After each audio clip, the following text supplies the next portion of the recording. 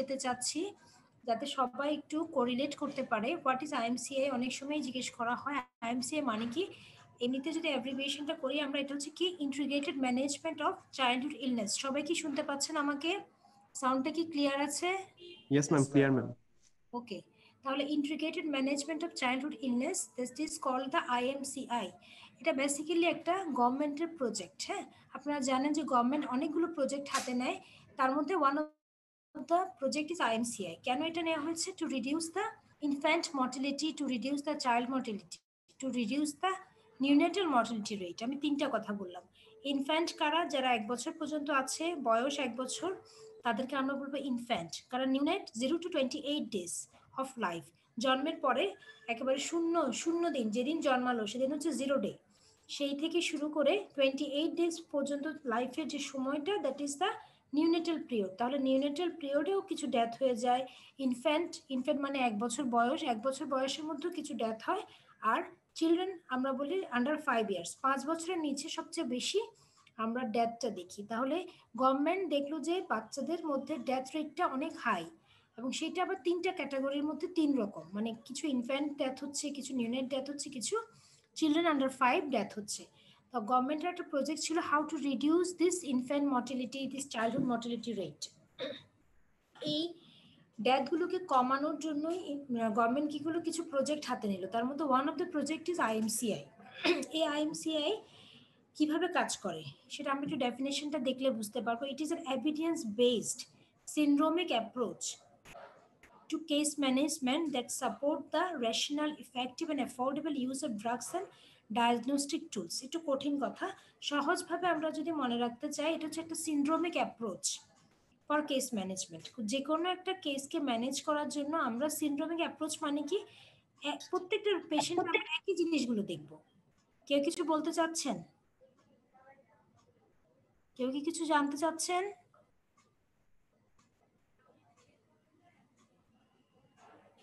সবাই আছেন? Yes ma'am. Okay, তাহলে প্রতিটা কেসে আমরা একই জিনিসগুলো দেখে আমরা খুব দ্রুতভাবে কেসটা ম্যানেজ করতে চেষ্টা করব উইদাউট এনি ডিলে। আমরা জানি যে আমাদের দেশে এখনো অনেক রিমোট এরিয়াতে বাচ্চাগুলো শুধু ট্রান্সপোর্ট হতে হতেই ডেথ হয়ে যাচ্ছে। হ্যাঁ, ওই রিমোট এরিয়া থেকে টারশিয়ারি হসপিটাল পর্যন্ত আসতে আসতে কিন্তু অনেকগুলো পেশেন্টের ডেথ হয়ে যায়। তাহলে যাতে রিমোট এরিয়াতেই আমি কেসগুলো, দ্যাট মিনস পেশেন্টগুলোকে আমি আইডেন্টিফাই করতে পারি যে কোন পেশেন্টটাকে আমি আমার টারশিয়ারি হসপিটালে রেফার করব, কোন পেশেন্টটাকে আমি আমার হেলথ কেয়ার সার্ভিস যেখানে আছে, একদম রিমোট এরিয়াতে একটা হেলথ কেয়ার সার্ভিস আছে, ওখানে আমি ট্রিট করব, এবং কোন পেশেন্টগুলোকে আমি বাসায় রেখে চিকিৎসা করব। তাহলে এই জিনিসটা যাতে আমরা বুঝতে পারি, দ্যাট মিনস আমরা ক্যাটাগরাইজ করতে পারি mild, moderate, severe, mild, moderate, severity of the disease. হ্যাঁ, ক্যাটাগরাইজ করতে পারি খুব দ্রুত, সময় খুব কম নিয়ে। আমরা জানি যে আমাদের রিমোট এরিয়াতে ডক্টরের সংখ্যা অনেক কম, সেখানে হেলথ অ্যাসিস্ট্যান্টরাই বেসিক্যালি কাজ করছে, সেখানে অনেকগুলো ওয়েল ইকুইপমেন্ট নাই। হ্যাঁ, আমরা অনেক কিছু দিয়ে আমরা পেশেন্টকে অ্যাসেস করে এক্সামিন করি, সেগুলো কিছুই কিন্তু রিমোট এরিয়াতে নাই। তাহলে খুব অল্প ইনস্ট্রুমেন্ট, হ্যাঁ খুব অল্প ইনস্ট্রুমেন্ট, অনেক জায়গায় তো ইনস্ট্রুমেন্ট লাগছেও না। হ্যাঁ, একদম কম ইনস্ট্রুমেন্টের মাধ্যমে একজন ডাক্তার না হয়েও কিভাবে একটা হেলথ অ্যাসিস্ট্যান্ট একটা কেসকে, এটা mild case, moderate case, severe case identify করতে পারবে খুব অল্প সময়ের মধ্যে এবং অ্যাকশন নিতে পারবে। এই কাজটার জন্যই কিন্তু এই প্রজেক্টটা হাতে নেওয়া হয়েছে। দ্যাট ইজ একটা কথা, এটাকে বলছি আমরা আইএমসিআই। হ্যাঁ, আচ্ছা, এটা আপনাদেরকে গত ক্লাসে পড়ানো হয়েছে, আমি আর ডিটেলস পড়াচ্ছি না। তাহলে যদি আমরা অবজেক্টিভস চিন্তা করি আইএমসিআই এর, আমি অলরেডি বলে ফেলেছি, two reduce the under 5 mortality, to reduce the frequency and severity of illness and disability. হ্যাঁ, এটা কিন্তু অনেক ইম্পর্টেন্ট। একটা বাচ্চার কাশি হলো, নিউমোনিয়া হলো, আমি যদি নিউমোনিয়াটা খুব সিভিয়ার স্টেজে যাওয়ার আগেই ওকে আইডেন্টিফাই করতে পারি, ট্রিট করতে পারি, তাহলে কিন্তু সেটা হবে লাইফ সেভিং। অথবা সেখানে তার মরবিডিটি মানে বেশি দিন ডিজিজে ভোগার যেই ডিউরেশনটা সেটা কমে যাবে। আরেকটা কি হবে, পেশেন্টের গ্রোথ অ্যান্ড ডেভেলপমেন্টটা ইম্প্রুভ করবে। এটা তো স্বাভাবিক। বাচ্চারা যদি ঘন ঘন কাশিতে, ঘন ঘন ডায়রিয়া, ঘন ঘন কানের ইনফেকশনে পড়ে, তাহলে তার গ্রোথটা হ্যাম্পার হচ্ছে। যতবার সে ডিজিজে আক্রান্ত হচ্ছে ততবারই কিন্তু সে কি, তার গ্রোথটা কমে যাচ্ছে, খাওয়াটা কমে যাচ্ছে, গ্রোথটা কমে যাচ্ছে, ডেভেলপমেন্টও হ্যাম্পার হচ্ছে। ক্লিয়ার কিনা সবার? জি ম্যাম। ঠিক আছে, তাহলে আমরা তো বুঝতে পারলাম এই এই জায়গাগুলোকে ইমপ্রুভ করার জন্যই কিন্তু গভর্নমেন্টের একটা প্রজেক্ট হচ্ছে আইএমসিআই। এরকম গভর্নমেন্টের কিন্তু অনেক প্রজেক্ট আছে, আপনারা জানেন অলরেডি কিন্তু গভর্নমেন্টের একটা প্রজেক্ট চলছে। কি প্রজেক্ট চলছে? এই যে বাচ্চাদেরকে 9 মাস থেকে 10 বছর পর্যন্ত বাচ্চাদেরকে হাম রুবেলার টিকা দিচ্ছে, ঠিক না? হাম রুবেলার টিকা চলছে এখন, মানে মিজেলস রুবেলা, রুবেলা মিজেলস একটা ক্যাম্পেইন চলছে। এগুলো কিন্তু গভর্নমেন্টের প্রজেক্ট। কেন project? Two reduce the mortality, child mortality rate. আচ্ছা, আমরা যদি একটু তাকাই যে আমাদের দেশের বাচ্চাগুলো কোন কোন ডিজিজে আসলে মারা যাচ্ছে। অনেক ডিজিজ হচ্ছে, কিন্তু আমরা যদি পার্সেন্টেজ দিকে তাকাই তাহলে আমরা দেখব, আপনারা দেখেন যে আমরা এখানে পাই চার্ট দিয়ে দেখানো হয়েছে। One of the important causes still now is malnutrition. হ্যাঁ, ম্যালনিউট্রিশন, অপুষ্টি কিন্তু এখনো একটা একটা বিশাল অংশ জুড়ে আছে। 54% death occur due to malnutrition, ঠিক আছে? আদার কজগুলোর দিকে আপনারা তাকান, acute respiratory infection, that means ARI, diarrhoea আছে 19%, এআরআই আছে 19%, measles 7%, malaria 5%, perinatal death in case of neonates এটা কত? 18%, না আদার কজ ইজ 32%। তাহলে কিন্তু অনেকগুলো কারণ আমরা অলরেডি পেয়ে গেলাম, এবং সেগুলো পার্সেন্টেজটা আমরা পেলাম, যেগুলোতে most of the majority of the death occurred within this causes. Clear? এটা আমরা সবাই বুঝতে পেরেছি কিনা? Yes ma'am. আবার নিচে একটা কথা লেখা আছে, দেখেন, একটা বেবির যে শুধু একটা ডিজিজই হবে তা কিন্তু না। দেখা যাচ্ছে যে বাচ্চাটার ম্যালনিউট্রিশন আছে, আপনারা যদি তাকান ম্যালনিউট্রিশন কিন্তু সবার সাথে অ্যাসোসিয়েটেড আছে। হ্যাঁ, ম্যালনিউট্রিশন কিন্তু সবার সাথেই অ্যাসোসিয়েটেড হয়ে আছে, কারণ ম্যালনিউট্রিশন এমন একটা ডিজিজ, এটা কিন্তু প্রত্যেকটা জায়গাতে এফেক্ট করবে। যেই বাচ্চাটার ম্যালনিউট্রিশন আছে এবং যে বাচ্চাটার নাই, দুজন কিন্তু একই রকম না। যে বাচ্চাটা ম্যালনিউট্রিশন নাই সে কিন্তু তার ডায়রিয়া, তার নিউমোনিয়া, তার মিজেলস, ম্যালেরিয়াকে খুব তাড়াতাড়ি রিকভার করতে পারবে, খুব তাড়াতাড়ি কোক আপ করতে পারবে। কিন্তু আমাদের বাচ্চাদের 70% বাচ্চাদের এনি ফর্ম অফ ম্যালনিউট্রিশন থাকে, মানে যে কোনো ধরনের একটা ম্যালনিউট্রিশন থাকছে, মাইল্ড, মডারেট, সিভিয়ার কেসে একটা ম্যালনিউট্রিশন থাকছে। এরকম পর্যায়ে যখনই তার রেসপিরেটরি প্রবলেম হচ্ছে, ডায়রিয়া হচ্ছে বা মিজেলস হচ্ছে, তখন কি দেখা যাচ্ছে? তখন দেখা যাচ্ছে যে সেই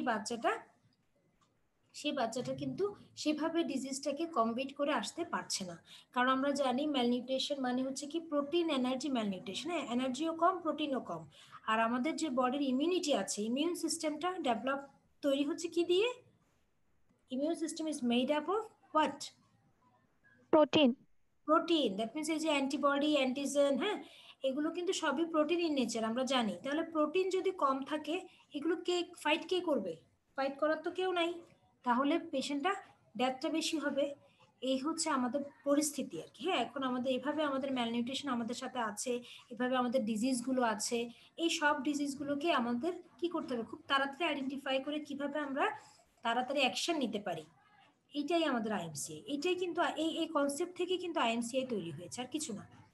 আচ্ছা, তো এখন আমরা আসি আইএমসিআই তে আমরা দুইটা গ্রুপে ভাগ করেছি, এটা আপনাদেরকে গত ক্লাসে পড়ানো হয়েছে, তাও জাস্ট একটু রিমাইন্ডার। ফার্স্ট হচ্ছে কত? 0 to 2 months। হ্যাঁ, আমরা জানি 0 to 2 months, মনে আছে তো সবার? জন্ম ইয়েস থেকে ম্যাম। হ্যাঁ, এটা জি একটা ম্যাম। জন্ম থেকে 2 বছর, জন্ম থেকে 2 বছর, এটা একটা গ্রুপ। সেকেন্ড গ্রুপটা কি? সেকেন্ড গ্রুপটা হচ্ছে আমাদের 2 months to 5 years, 2 মাস থেকে 5 বছর, 2 মাস থেকে 5 বছর। হ্যাঁ, এই দুইটা গ্রুপে আমরা ভাগ করব, কারণ আমরা বলেছি যে কিছু নর্মাল, কিছু সবার জন্য আমরা কমন কিছু টুলস অ্যাসেস করব সবার জন্য, মানে দুই মাস থেকে 0 to 2 months যে বেবিগুলো আসবে তাদের জন্য একটা চেক লিস্ট থাকবে।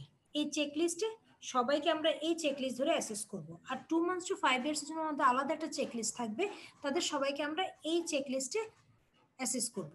চেকলিস্ট রাখার উদ্দেশ্য হচ্ছে যাতে আমি নাই, ধরেন আমি ডক্টর, আমি নাই, কিন্তু আমার কিছু অ্যাসিস্ট্যান্ট আছে, ওরাও এই চেকলিস্টটা ধরে চটচট করে অ্যাসেস করে পেশেন্টটাকে ক্লাসিফাই করে পেশেন্টকে যে কোনো একটা ক্যাটাগরিতে ফেলতে পারে, মাইল্ড, মডারেট, সিভিয়ার। বুঝতে পারছেন কিনা? এটাই কিন্তু মেইন কথা। ডক্টর সেখানে বসে থাকতে হবে নট নেসেসারি। আমরা এইভাবে দুইটা গ্রুপ করে দুইটা চেক লিস্ট তৈরি করে ফেলেছি। সেই চেক লিস্ট অনুসারে কিন্তু যে কোনো কে অ্যাসেস করতে পারবে, health assistant, not necessarily he or she will B a doctor. মানে একজন ডাক্তার হতে হবে, নট নেসেসারি, কারণ আপনি রিমোট এরিয়াতে সবসময় ডাক্তার পাবেন না। আমরা বুঝাতে পেরেছি? Yes ma'am. এখন চলে আসি, আমরা যে বললাম যে চেক লিস্ট আমরা কিসের উপরে করব। আপনারা জানেন যে আইএমসিআই তে একটা ডেঞ্জার সাইন কথা আছে, ডেঞ্জার সাইন, বিপদ সংকেত। হ্যাঁ, ডেঞ্জার সাইন হচ্ছে বিপদ সংকেত। তাহলে বিপদ সংকেতগুলো কেন কেন দেখা যেতে হবে? বিপদ সংকেতগুলো দেখলে আমরা কি করব বলেন তো? সাথে সাথে আমরা পেশেন্টকে কি করব, হসপিটালাইজড করব, হসপিটাল করব, রেফার করব। ঠিক আছে, আমার কাছে তো কি নাই, যে পরিমাণ ফ্যাসিলিটিস তাকে দেয়া দরকার, সেই ফ্যাসিলিটিস যদি আমার কাছে না থাকে, আমি কি করব, যতটুকু আমার কাছে দেয়া সম্ভব আপাতত পরিমাণ দিয়ে তাকে রেফারের জন্য প্রিপেয়ার করব এবং তাকে তাড়াতাড়ি সম্ভব রেফার করব। হ্যাঁ, আগে যেরকম ছিল যে না বাচ্চার অবস্থা খারাপ আছে, এই ওষুধগুলো দেন, বাসায় রাখেন, কালকে নিয়ে আসবেন বা পরশু নিয়ে আসবেন, হ্যাঁ, আইএমসিআইতে আপনার সেটা করার কিন্তু সুযোগ নেই। আপনি দেখছেন পেশেন্ট খারাপ আছে, আপনি ডায়াগনোজ করলেন, আপনি রেফার করবেন, আপনি কাগজপত্র লিখবেন যে এই পেশেন্টটা রেফার প্রয়োজন, আপনি ইমিডিয়েটলি রেফার করে দিবেন। এখানে কোনোভাবে লিঙ্গারিং করা যাবে না। লিঙ্গারিং করলে কি হবে, আমরা পেশেন্টটাকে লুজ করব। এই দেখা গেল যে এই সিস্টেমের কারণেই কিন্তু অনেক বাচ্চা মারা যাচ্ছে। সে রিমোট এরিয়া থেকে সে টারশিয়ারি সেন্টারে আসতেই পারছে না, কারণ তাকে দ্যাট মিনস তার ফ্যামিলিকে কেউ এভাবে করে কাউন্সেলিং করে নাই যে পেশেন্টটা এত খারাপ আছে, পেশেন্টটা রেড জোনে আছে। আমরা জানি যে আইএমসিতে 3টা কালারে আমরা ভাগ করেছি, একটা হচ্ছে গ্রিন, একটা হচ্ছে ইয়েলো, আর একটা কি কেউ জানে কি না? গত সপ্তাহে তো ক্লাস হয়েছে, কয়টা জোন আইএমসিআইতে? 3টা ম্যাম। বাকিরা কোথায়? কারো কোনো আওয়াজ নাই কেন? আপনি কে বলছেন? আপনার নামটা বলেন। ম্যাম সিদরাতুল মুনতাহা। সিদরাতুল মুনতাহা ছাড়া কেউ নাই? আর out of 44 student only one is Sidratul Muntaha. বাকিরা কোথায়? হ্যাঁ, ম্যাম আছে ম্যাম। কয়টা জোন বলেন তো, কয়টা জোনে ডিভাইড হয়েছে? ম্যাম 3টা। 3টা তিনটা জোন। ম্যাম। এই কথাটাই মনে রাখতে হবে, কারণ আইএমসিআইতে কিন্তু এটাই জানতে চাই যে পেশেন্টটাকে পাঠাচ্ছেন আপনি টারশিয়ারি হসপিটালে, অবশ্যই সেটা রেড জোনের হতে হবে, কারণ আমরা জানি রেড জোনেই কিন্তু আমরা পাঠাবো। হ্যাঁ, তাহলে যে রুগী পার্টিকে বা পেশেন্টের প্যারেন্টসকে কাউন্সিলিং করা যায়, আপনার বেবিটা কিন্তু রেড জোনে আছে, একে আমরা কিন্তু এখানে রাখতেই পারবো না, একে আপনি বাসায় রেখে চিকিৎসা করতেই পারবেন না। হ্যাঁ, একে আমাদের এখানেও, আমাদের যে হেলথ সেন্টারটা আছে এখানেও কিন্তু ওকে আমাদের ওর যে পরিমাণ অ্যাসিস্ট্যান্সি দরকার সেটা আমাদের দেওয়ার মতো ক্যাপাবিলিটি নাই, ওকে কিন্তু রেফার করতেই হবে। ওরা যদি না নেয় সেটা ওদের ব্যাপার, কিন্তু আপনি যে এই যে আপনি বলতে পারলেন, আপনি রিকগনাইজ করতে পারলেন, আপনি পেশেন্টকে অ্যাসেস করে ওদেরকে একটা জিনিস বলতে পারলেন, এটাই কুইক একটা অ্যাকশন আপনি নিতে পারলেন, এটাই কিন্তু আইএমসি এর মেইন উদ্দেশ্য।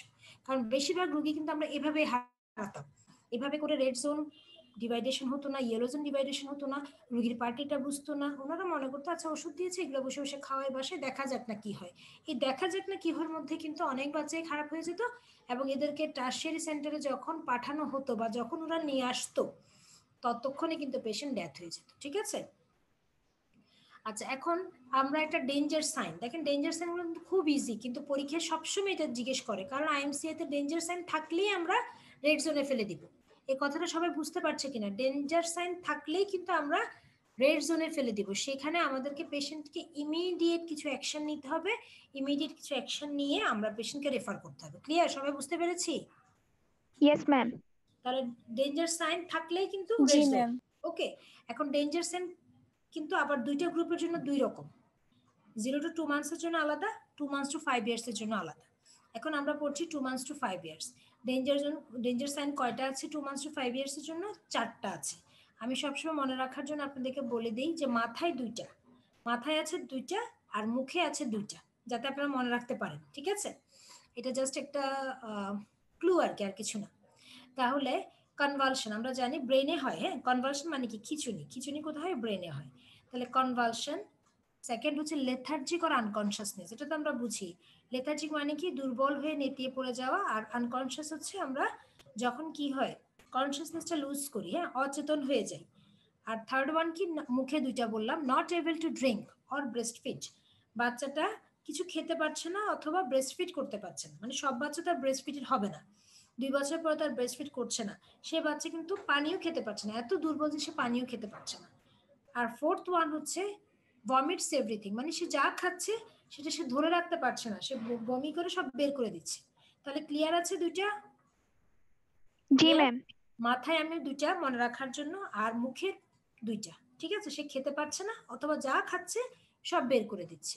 এখন আমার যে কোনো পেশেন্ট যদি এই ডেঞ্জার সাইনের যে কোনো একটা নিয়েও আসে, পেশেন্টের খিঁচুনি হয়েছে, আপনার সামনে খিঁচুনি হচ্ছে, অথবা তার বাসায় খিঁচুনি হয়েছে, অথবা পেশেন্ট একদম দুর্বল হয়ে লেথার্জিক হয়ে পড়ে আছে, অথবা পেশেন্ট আনকনশাস, পেশেন্টটা বেহুঁশ, ঠিক আছে, বা সে কিছু খেতে পারছে না অথবা খেতে পারছে রাখতে পারছে না। এই ডেঞ্জার সাইনগুলোকে একদম মাথায় ঢুকায় ফেলেন। এই ডেঞ্জার সাইন থাকলেই আমাদের কিন্তু রেড জোন। সেখানে আমি কিন্তু আর একটা মিনিটের জন্য অপেক্ষা করব না, আমি কি করব, পেশেন্টকে রেফারেলের জন্য প্রিপারেশন শুরু করে দিব। পেশেন্ট রেড জোনে আছে, আমাকে এখানে অপেক্ষা করার সুযোগ নাই। ওকে, আমরা একটা পিক্টোরিয়াল দিয়েও বোঝাতে চেষ্টা করেছি যে কনভালশন হচ্ছে, পেশেন্ট দেখেন লেথার্জিক হয়ে পড়ে আছে, পেশেন্ট খেতে পারছে না, পেশেন্ট ভমিটস করছে। ঠিক আছে, ক্লিয়ার কিনা? নেক্সট স্লাইডে যাব। Yes, ma'am. ওকে, আসেন আমরা জি একটা ম্যাম। ফ্লো চার্ট দিয়ে আমরা একটু দেখি। হ্যাঁ, আইএমসিআই কেস ম্যানেজমেন্ট একটা ফ্লো চার্ট আছে, জাস্ট মনে রাখার জন্য বা বোঝার জন্য। দেখেন খুবই ইজি। প্রথমে আপনি অ্যাসেস করবেন। কি দিয়ে অ্যাসেস করবেন সেটা তো আমরা ডেঞ্জার সাইন বললাম, তারপর আরো কিছু আছে অ্যাসেসমেন্ট আমি বলছি। অ্যাসেস করবেন, তারপর ক্লাসিফাই করবেন। অ্যাসেস করে টুলস হিসেবে আপনি ক্লাসিফাই করবেন। যে ডেঞ্জার সাইন আছে রেড জোন, ডেঞ্জার সাইন নাই তাহলে ইয়েলো জোন নাকি গ্রিন জোন আমাকে ভাগ করতে হবে, ক্লাসিফাই করতে হবে। তাহলে ক্লাসিফাই করলাম। ক্লাসিফাই করার পরে আমার ক্লাসিফিকেশন হিসাবে আমার ট্রিটমেন্ট আছে। হ্যাঁ, এগুলো সব প্রোটোকল দেয়া আছে। আপনারা সবাই বই কালেক্ট করেছেন আইএমসিআই এর? বই কালেক্ট করেছেন? আইএমসিআই না বইটা ম্যাম। কালেক্ট করেছেন? করেননি? তাহলে তো আপনাদের জন্য এটা বোঝা অনেক ডিফিকাল্ট হবে। বই থাকতে হবে তো, বই না থাকলে কিভাবে হবে? আজকেই সবাই এটা কালেক্ট করবেন, ঠিক আছে? বই কালেক্ট করবেন। Yes ma'am. Ma'am, বইয়ের নাম কি? আইএমসিআই বইয়ের নাম এটা, integrated management of childhood illness. ঠিক আছে, এটা আপনারা পাবেন, আন্দরকিল্লাও পাবেন। আর আপনারা যদি হসপিটাল আসতে পারছেন না, কলেজ থেকেও এটা দেওয়া হয়, কমিউনিটি মেডিসিন থেকে এটা দেওয়া হয়।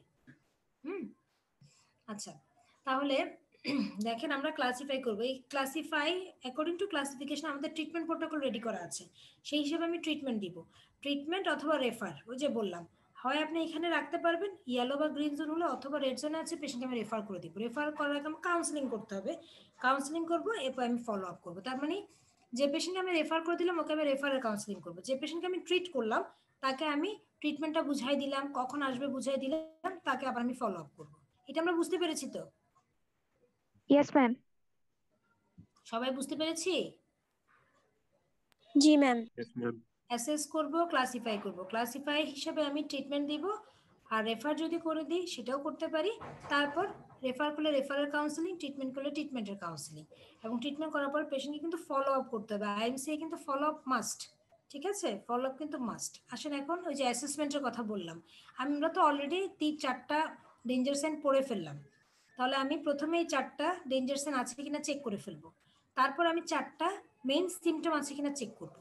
4টা মেইন সিমটম কি? কাফ, ডায়রিয়া, ফিভার, ইয়ার প্রবলেম। দেখেন আমি মনে রাখার জন্য বলি CDEF, দেখছেন CDEF, calf or difficult breathing, calf দিয়ে মনে রাখেন, ডায়রিয়া, ফিভার, ইয়ার প্রবলেম। তার মানে কি, একটা বাচ্চা মায়ের সাথে আসলো, মা একটা বাচ্চা নিয়ে আসলো, আমি মাকে জিজ্ঞেস করবো যে মা আপনার বাচ্চার খিচুড়ি হয়েছে কিনা, বাচ্চা কি দুর্বল হয়ে গিয়েছে কিনা, বাচ্চা কি বেহুশ হয়ে গেছে কিনা, বাচ্চা কি খেতে পারে কিনা, বাচ্চা বুকের দুধ খায় নাকি অন্য কিছু খায়, সে কি খেতে পারছে, সে কি যা খাচ্ছে সেগুলো রাখতে পারছে না বমি করে দিচ্ছে।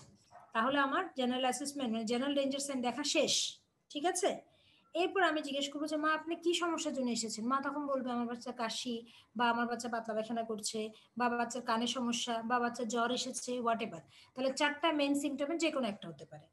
এরপর এগুলোর আবার আলাদা আলাদা চেকলিস্ট আছে। যদি বলে কাশি, তখন আমি কাশির অ্যাসেসমেন্টে চলে যাব। যদি বলে লুজ মোশন, তাহলে আমি ডায়রিয়া, তাহলে ডায়রিয়ার যে চেকলিস্ট সেটাতে চলে যাব।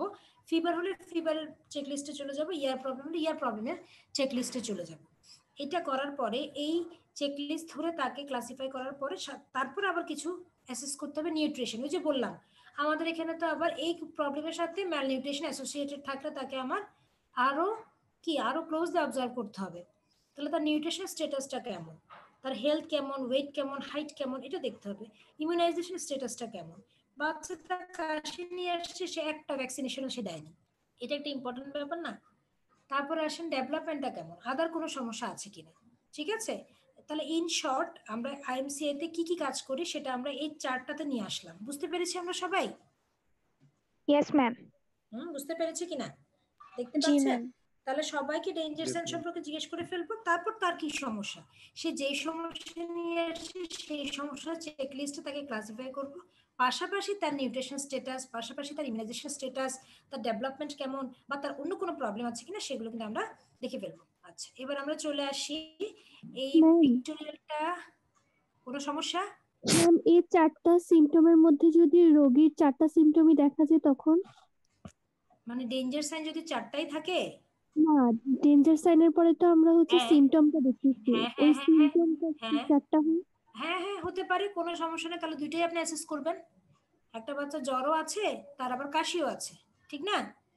তাহলে আপনি জি ফিভারের চেক লিস্টও দেখবেন, আপনি ওই কাশির চেক লিস্টও আপনি তাকে ক্লাসিফাই করবেন। থাকতেই পারে, থাকতে পারে না, থাকতে তো পারে। ঠিক আছে, হতে পারে ওটা, ওটা কোনো ব্যাপার না। যে যে যা থাকতে পারে, হয়তো একজনের 4টাই থাকতে পারে। তখন আপনাকে সবই করতে হবে, 4টা চেক লিস্টই দেখতে হবে। আচ্ছা, এই যে দেখেন, এটা হচ্ছে আমাদের আইএমসি এর মেইন জিনিসটা, যে আপনি ক্লাসিফাই করবেন। এই যে অ্যাসেস করার পরে আপনি 3টে জোনে ডিভাইড করবেন। এখানে দেখা যাচ্ছে জোনগুলো, pink zone, yellow zone, green zone দেখা যাচ্ছে? জি ম্যাম। ছোট ছোট দেখা যাচ্ছে না? খুব ছোট দেখা যাচ্ছে। ম্যাম ম্যাম একটু ব্লার। লেখাগুলো বোঝা লেখাগুলো যাচ্ছে বোঝা না। যাচ্ছে না। যাচ্ছে না ম্যাম। আমরা লেখাগুলো আরো দেখবো। হ্যাঁ, আমরা লেখাগুলো দেখবো, আপনারা শুধু আগে একটু চার্টটা দেখেন। এখানে আমি বলি আপনাদেরকে, পিঙ্ক যেটা, হ্যাঁ, পিঙ্কের নিচে লেখা আছে দেখেন আর্জেন্ট রেফারেল, আছে কিনা? এটা তো আমরা দেখতে পাচ্ছি। পিঙ্ক মানে আর্জেন্ট রেফারেল। আমি তো এতক্ষণে কথাই বললাম, যে পেশেন্ট পিঙ্ক জোনে পড়বে, যার ডেঞ্জার সাইন থাকবে, সে কিন্তু আর্জেন্ট রেফারেল। তাকে আর আমি এখানে বসে রাখতে পারবো না, তাকে আমি রেফার করে দিব। রেফারের আগে তাকে আমি কাউন্সিলিং করে দিব। ওকে, যে পেশেন্ট ইয়েলো জোনে পড়বে তাকে কি করব? তাকে আমি আমার যে হেলথ ফ্যাসিলিটিস আছে, আমি ওই যে বোয়ালখালী হেলথ কমপ্লেক্সে বসে আছি, হ্যাঁ, বান্দরবান হেলথ কমপ্লেক্সে বসে আছি, সেখানে আমার যে ইকুইপমেন্টগুলো আছে সেগুলো দিয়ে চিকিৎসা করতে পারবো। ইয়েলো জোনে চিকিৎসা করব।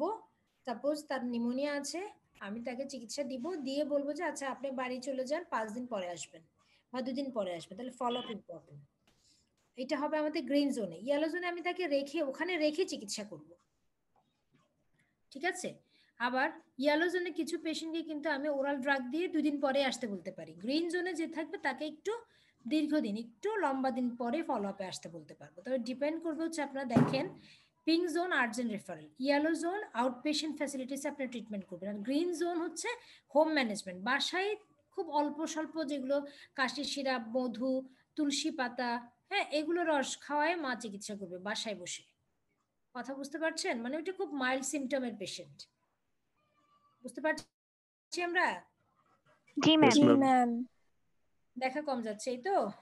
পরেরটাতে আসেন, দেখা যাবে। এই যে যে কথাগুলো এতক্ষণ বললাম, এগুলোই কিন্তু এখানে লেখা আছে, আছে কিনা?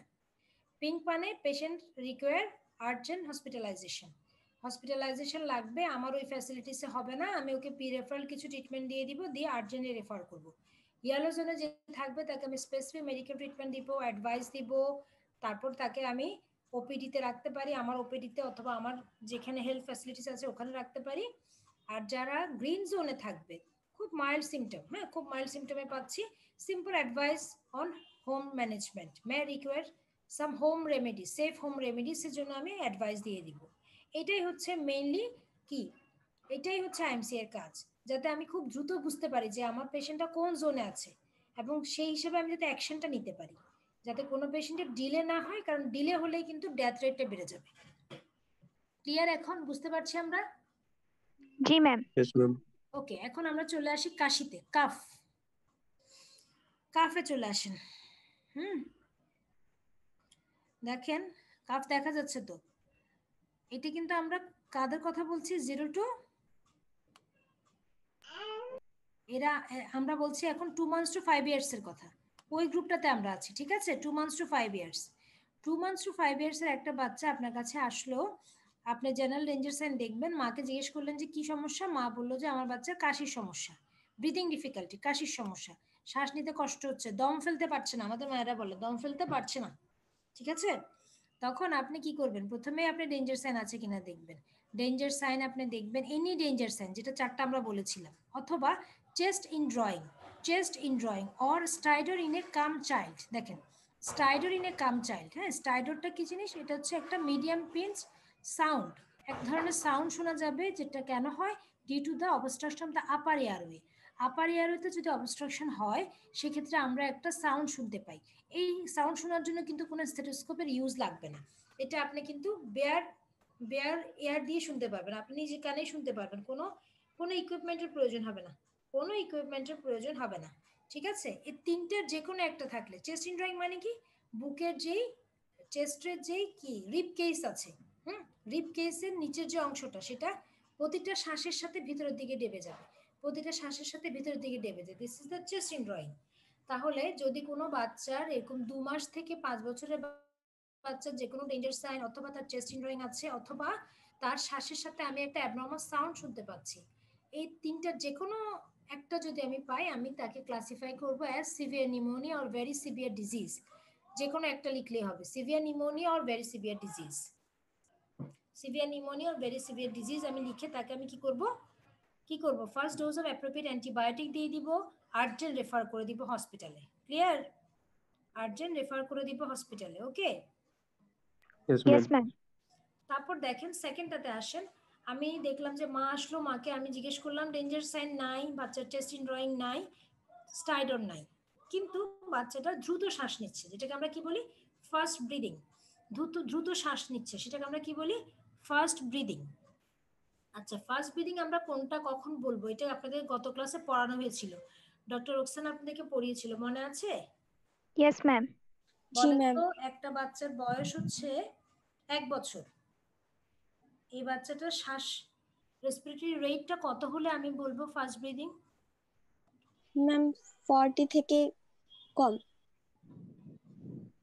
40 থেকে কম, 1 বছর বলেছি না? আচ্ছা ঠিক আছে, ধরেন আমি বললাম যে বেবিটার বয়স হচ্ছে 8 মাস, তাহলে কখন বলবো fast breathing? Ma'am, equal or more than 50.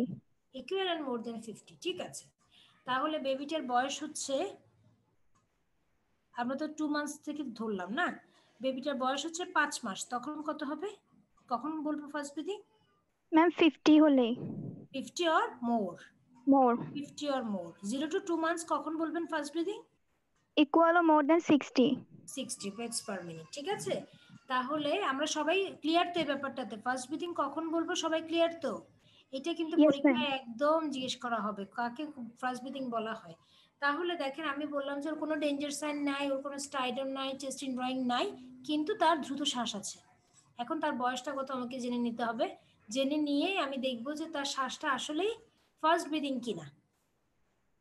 যদি সেটা ফার্স্ট ব্রিদিং হয় তাহলে আমার পেশেন্ট হচ্ছে নিউমোনিয়া, এই পেশেন্টকে কিন্তু আমি রেফার করব না, আমি কি করব তাকে অ্যান্টিবায়োটিক দিব 5 দিনের জন্য, ওরাল অ্যান্টিবায়োটিক দিব, ঠিক আছে। থ্রট সুদিং কিছু এলিমেন্টস দিব, যেমন তুলসী পাতার রস, লেবু, হ্যাঁ, হানি মানে মধু, এগুলো সেফ রেমেডি, ভালো মানে এগুলো নিরাপদ, বাসায় খাওয়ানো যাবে এরকম কিছু সেলফ রেমেডি দিব। আর মাকে কি বলবো যে ওষুধটা খাওয়ান এবং কখন, আমাদের কাছে ফলো আপে আসবেন 2 দিন পরে, এটা হচ্ছে আমাদের রেগুলার ফলো আপ। আর কি বলবো আমরা, আরেকটা অ্যাডভাইস দিব মাকে, ওয়েন টু রিটার্ন ইমিডিয়েটলি, এটা পরীক্ষা জিজ্ঞেস করো, ওয়েন টু রিটার্ন ইমিডিয়েটলি, এই কথাটা কিন্তু বলতে হবে।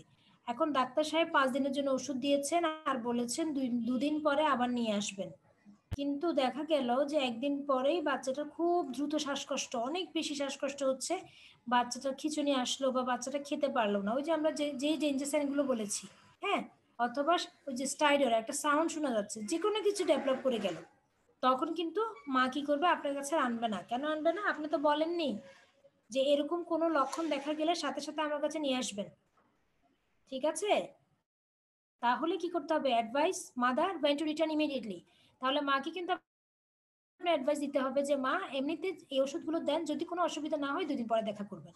আর যদি দেখা যায় যে বাচ্চা শ্বাসকষ্ট বেড়ে যাচ্ছে অনেক, বাচ্চা খেতে পারছে না, বমি করছে, খিঁচুনি আসছে, তখন কিন্তু বাচ্চাকে নিয়ে বসে থাকবে না, সাথে সাথে আমাদের সাথে দেখা করতে হবে, ঠিক আছে। This is the advice, went to return immediately. Clear? G ma'am. ঠিক আছে, তাহলে এটা হচ্ছে ইয়েলো জোনের কাজ।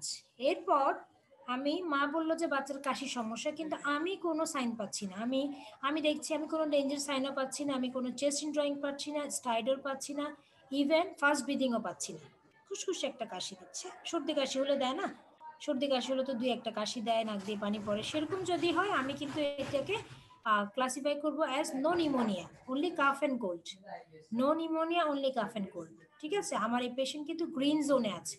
তাহলে আমার এই পেশেন্টকে আমি কি করব, কোনো রেফারেল করার দরকার নাই। আমি কি করব, অ্যান্টিবায়োটিক্সও দিব না। আমি কি করব, পেশেন্টকে আমি জিজ্ঞেস করব যে মা এই যে কাশিটা দিচ্ছে এটা কতদিন।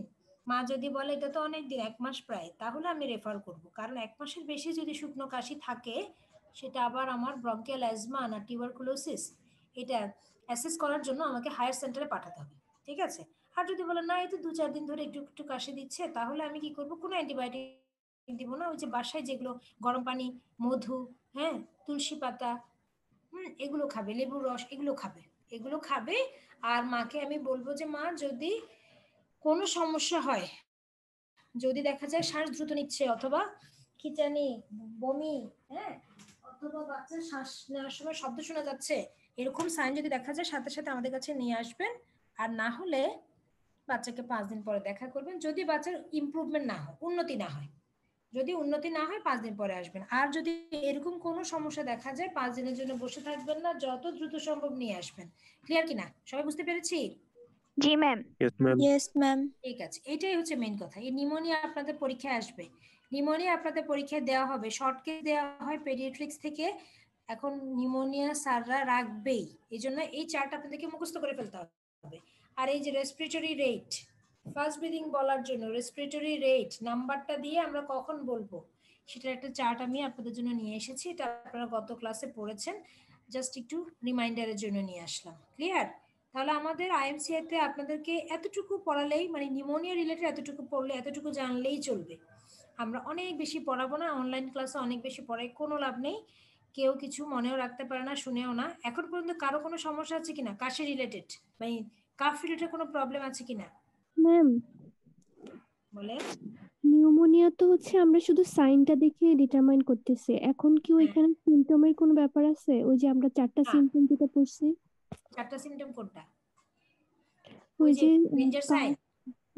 না, ডেঞ্জার সাইনের পরে যে সিমটম গুলো পড়ছি, কাফ হলে, হ্যাঁ ডায়রিয়া হ্যাঁ হলে, হ্যাঁ হ্যাঁ, আপনি তো ওটাতে আছেনই, ঢুকে গেলেন না, উপরের উপরে ইয়েটা দেখেন না, কাফ ও ডিফিকাল্ট ব্রিদিং। আপনি তো রুগীটা জেনারেল ডেঞ্জার সাইন দেখার পরে তার মেইন সিমটমে চলে আসলেন যে এই বাসিটা কাশির জন্য আসছে। কথা বুঝতে পারছেন? সাপোজ ধরেন এখানে 10টা বাচ্চা আসছে, সবগুলোর বয়স 2 মাস থেকে 2 মাস থেকে 5 বছরের মধ্যে। ঠিক আছে, তো এখন আমি একজন আছি, আমাকে অ্যাসেস করতে দেওয়া হলো। আমি প্রথমে কি করব, 2 মাস থেকে 5 বছরের বাচ্চাগুলোকে আলাদা করে ফেললাম। এরপর তাদের ডেঞ্জার সাইন আছে কিনা একসাথে দেখে ফেললাম, নাই বা আছে, যাদের আছে তাদেরকে আলাদা করলাম। বা একটা একটা করে বাচ্চা নিলাম, একটা একটা করে বাচ্চাকে নিয়ে বললাম যে ডেঞ্জার সাইন আছে কিনা দেখলাম। তারপর জিজ্ঞেস করলাম যে মা আপনি কেন এসেছেন? 4টা যে কোনো একটা তো উনি পড়ে যাচ্ছে। এখন আমরা সেখান থেকে আজকে আমরা শুধু কাফটা পড়ছি। ঠিক আছে কিনা, বুঝতে পেরেছি এবার? কোশ্চেন যিনি করেছেন উনি কি শুনতে পাচ্ছেন? কোথায় গেলেন, আছেন?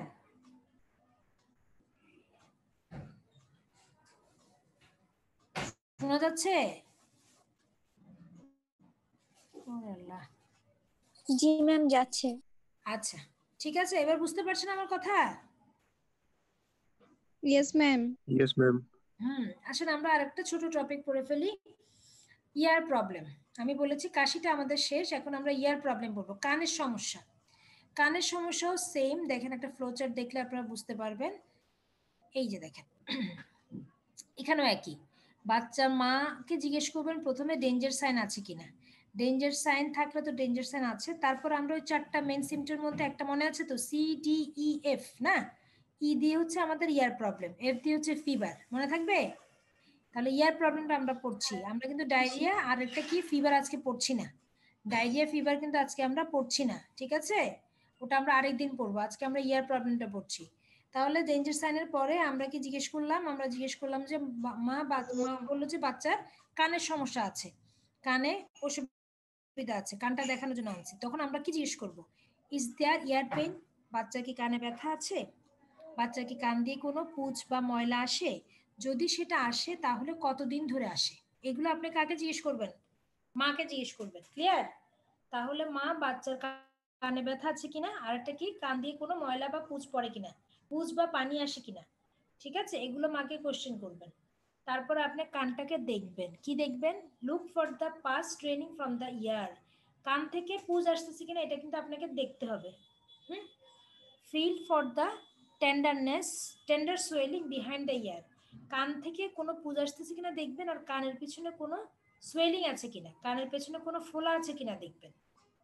ঠিক আছে, এগুলো হচ্ছে আপনার কাজ, অ্যাসেস করবেন এই দুইটা জিনিস। কোনো ইকুইপমেন্টের দরকার নাই, কোনো টর্চ এখানে দেখার, টর্চ দিয়ে দেখার কথা কিন্তু আইএমসিএ বলে নাই। আইএমসিএ কিন্তু খালি চোখে দেখতে বলেছে। খালি চোখে আপনি তার কানটাকে ধরে দেখবেন, কানের দিকে তাকিয়ে দেখবেন যে সেখানে কিন্তু কোনো পাস বা কোনো ফ্লুইড আসছে কিনা। আর কি দেখবেন? কানের পেছনে আপনি হাত দিয়ে ফিল করতে হবে কোনো টেন্ডার সোয়েলিং আছে কিনা, মানে কোনো ফুলে আছে কিনা। সবাই বুঝতে পারছেন? Yes, ma'am. Yes, ma'am. কেন দেখছি এগুলো দেখছি, এরপরে আমি বলছি। এগুলো দেখেই আমি কিন্তু কানের সমস্যাটাকে ক্লাসিফাই করব। কানের সমস্যাটাকে আমি ক্লাসিফাই করব। দেখেন আমি একটু ছবি নিয়ে আসছি আপনাদের জন্য। এই যে দেখেন, কান থেকে কি আসতেছে? Pass draining from the year. হ্যাঁ, কান থেকে পানি পুজ পড়ছে। ওকে, তারপর দেখেন এই যে সোয়েলিং বিহাইন্ড দ্য ইয়ার, কানের পেছনে লাল হয়ে একটা ফোলা দেখা যাচ্ছে। কি হচ্ছে এখানে?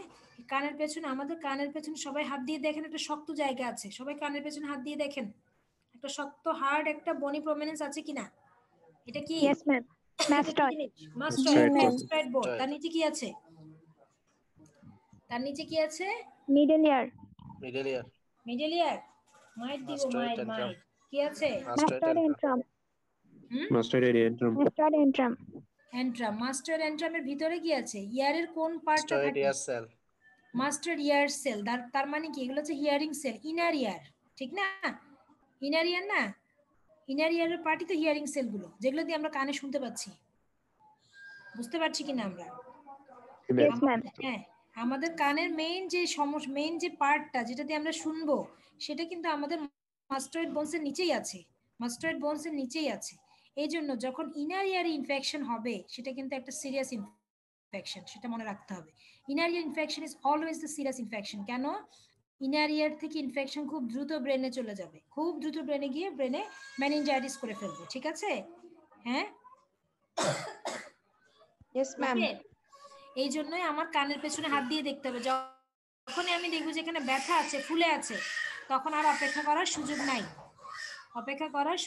তখন বুঝতে হবে যে এখানে মাস্টার্ডাইটিস হয়ে গিয়েছে। এখানে আর অপেক্ষা করার সুযোগ নাই। ওকে, এই যে দেখেন, এবার আমরা এই চার্টে চলে আসি। সবাই দেখতে পাচ্ছে চার্টটা? Ji, ma'am. দেখেন আমরা এখানে সবার আগে যেটা লিখলাম পিঙ্ক জোনে ভাগ করব কাকে? যার টেন্ডার সোয়েলিং বিহাইন্ড দ্য ইয়ার। কানের পেছনে টেন্ডার সোয়েলিং আছে, কানের পেছনে একটা সোয়েলিং আছে, ফোলা আছে, এবং সেটাতে ব্যথা আছে। আমি ধরলে বাচ্চা কান্না করছে, দ্যাট মিন্স আমি ডায়াগনোজ করে ফেললাম এটা মাস্টার্ডাইটিস। এখানে আর আমি পেশেন্টকে কি করতে পারবো না, রাখতে পারবো না। তাকে কিছু ওষুধ দিয়ে আমাকে আর্জেন্ট রেফার করতে হবে। First dose of antibiotic should be given, first dose of paracetamol should be given, urgent referral.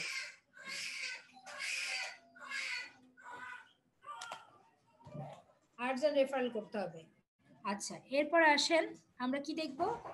এটা আমাদের পিঙ্ক জোন চলে গেল। তারপর আসেন আমরা কানের ইনফেকশনটাকে দুটো ভাগে ভাগ করব। আমরা জিজ্ঞেস করব পাস ড্রেনিং হচ্ছে, এখন না বললো যে কান থেকে পুজ আসছে, আমরা জিজ্ঞেস করবো যে কতদিন ধরে আসছে। যদি সেটা 14 দিনের নিচে হয়, 14 দিনের কম হয়, তাহলে আমরা বলবো এটা this is acute year infection. 14 দিনের কম অ্যাকিউট ইয়ার ইনফেকশন। 14 দিনের বেশি হচ্ছে, কান দিয়ে পাস যাচ্ছে, তাহলে that is the chronic ear infection.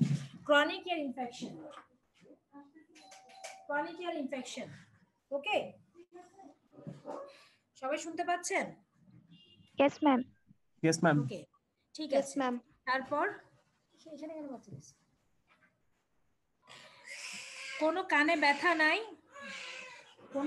ব্যথা নাই, কোনো পাস ড্রেন হচ্ছে না কান দিয়ে, তখন আমরা বলবো যে মা বলছে কানে ব্যথা, কিন্তু আমি কান পরীক্ষা করে কোনো কানে ব্যথা পাচ্ছি না, আমি কোনো ড্রেন পাস দেখতে পাচ্ছি না, ফ্লুইড দেখতে পাচ্ছি না। তাহলে আমি কি বলবো? নো ইয়ার ইনফেকশন যদি হয় কোনো ট্রিটমেন্ট লাগবে না। ক্লিয়ার কিনা?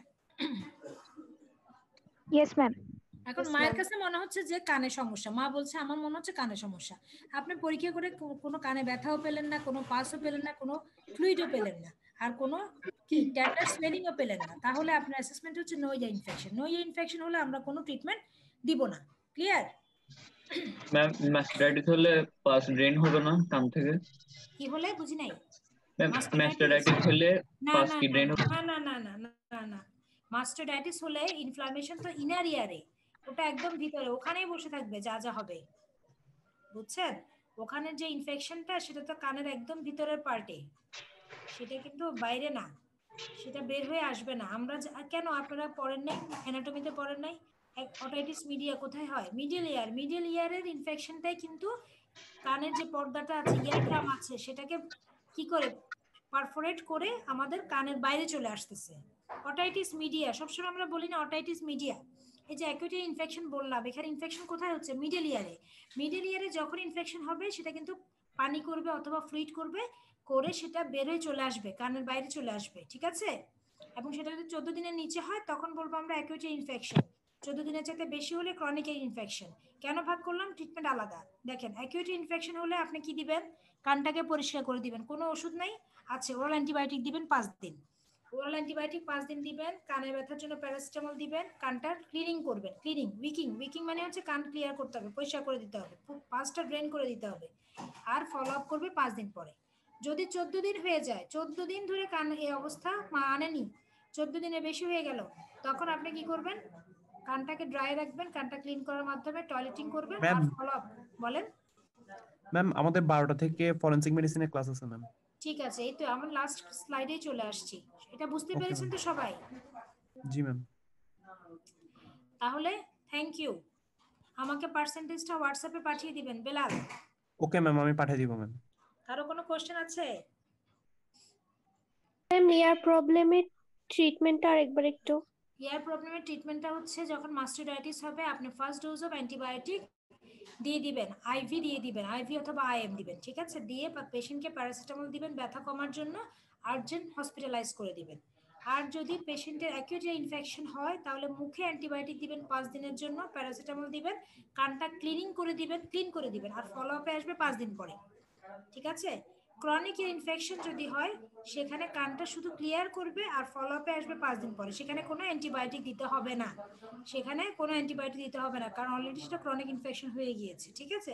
সেটাকে আমাকে অ্যাসেস করতে হবে। কোনো যেটাতে কোনো ইনফেকশন হয় সেটাতে আমি কোনো চিকিৎসা দিব না, মাকে শুধু কাউন্সেলিং করে দেবো যে না মা, বাচ্চার কান ভালো আছে।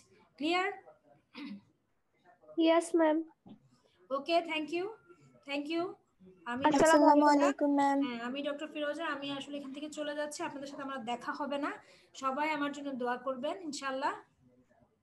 ওকে, পার্সেন্টেজটা পাঠিয়ে দিবেন, ওকে ঠিক ম্যাম। আছে? ঠিক আছে, আসসালামু আল্লাহ আলাইকুম। হাফেজ। ওয়ালাইকুম আসসালামু আলাইকুম ম্যাম। আসসালামু আলাইকুম ওয়া রাহমাতুল্লাহ।